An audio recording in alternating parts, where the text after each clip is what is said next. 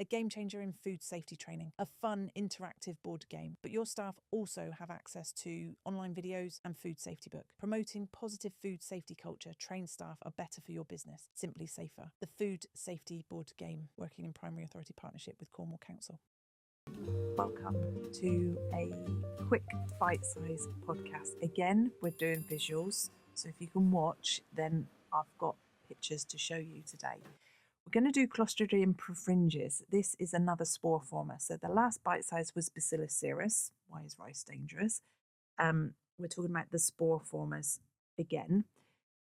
So Clostridium Perfringens, there was a really high profile case in December is Christmas, isn't it? December 2012. A pub cooked their turkey the day before Christmas Day. They didn't cool it quick enough, and they left it at ambient temperatures, so at room temperatures, for way too long. The consequences was a death. Somebody died from the meal they ate on Christmas Day, and also the company got prosecuted. I'm not going to mention the prosecution, the company, sorry, because to be fair, it was over 10 years ago. As a consequence, they were fined 1.25 million, so £1.25 million. No, £1.5. Sorry, £1.5 million. The manager and the head chef were sent to prison because they made up their temperature records.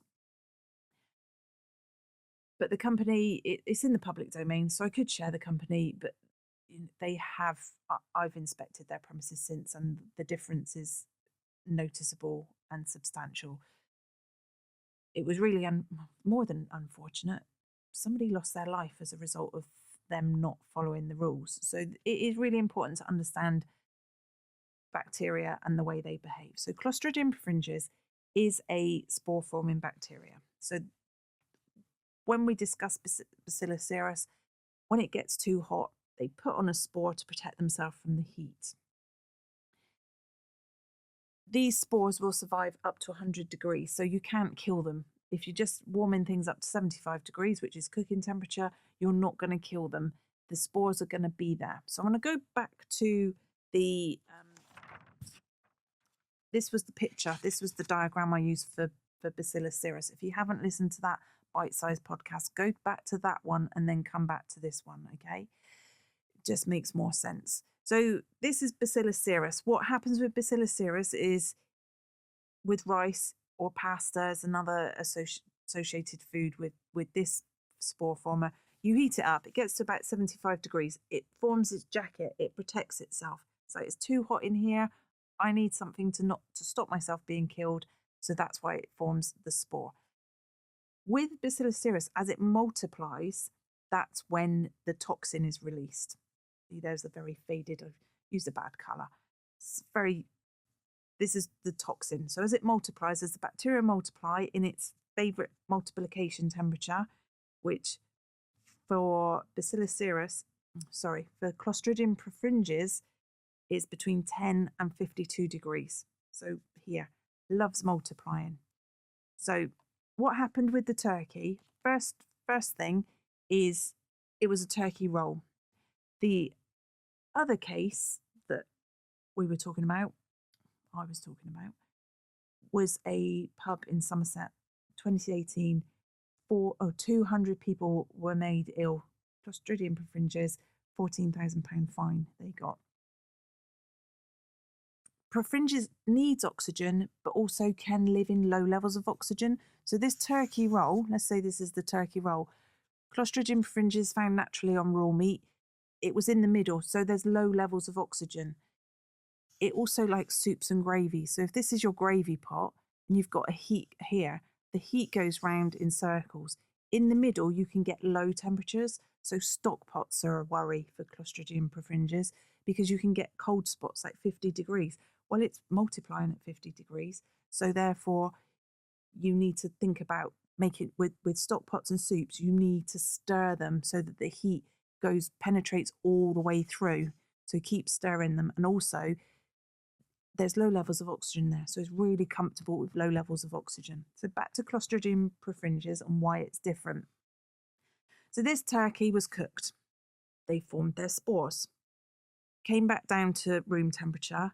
Well, at room temperature, I'll use the same colour. We're back at the right temperature for multiplying. So these were multiplying.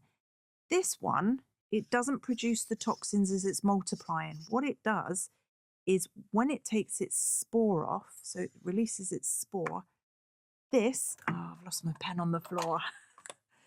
This is where the toxin comes out, okay? So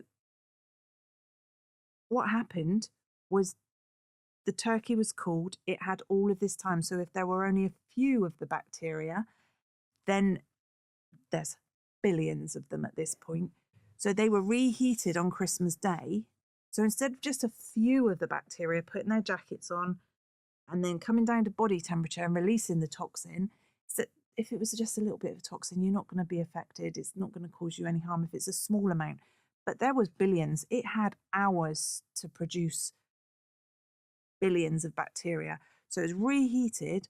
All of these bacteria put their jackets on, put their spores on, stop themselves getting killed. Comes down to 37 degrees.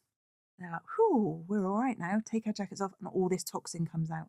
So there was so much toxin because there was so many bacteria. It killed a woman. There was that much, and other people, up to 30 people, were ill. Or in the case of the Mother's Day, it was Mother's Day, that the man cooked the meat too low and slow. So it was at like 50 degrees. So therefore it had plenty of time for the bacteria to grow, possibly reheated it then to serve. So it was hot to serve. Of course, they take all their jackets off, they release all the toxin, and that's how you become ill. So the same moral to the story, if you like, with rice, you need to, any meats, so that's where your Clostridium perfringens, you're going to find them. Raw food, raw veg, cook them and cool them. You've got to remember we talked about the danger zone, you've got to get back down through that danger zone as quickly as possible. So keep food hot or keep it cold. Do not keep it in the middle. And that essentially is how you control Clostridium perfringens. I would say any questions, but, well, actually any questions, you can put them in the question box on the Spotify. So if you do have any questions, please ask me. Now, the reason I'm making all of these short bite-sized podcasts is for you busy chefs out there and you busy food business operators. You can just dip in and get that information when you need it. So if you want to find out about anything in particular, just a 10-minute explanation, let me know and I can do a quick little podcast, because if you need to know, then there's other people who would find this useful. Hopefully that was useful for you. Thank you and goodbye. A game changer in food safety training, a fun interactive board game, but your staff also have access to online videos and food safety book. Promoting positive food safety culture, trained staff are better for your business, simply safer. The food safety board game, working in primary authority partnership with Cornwall Council.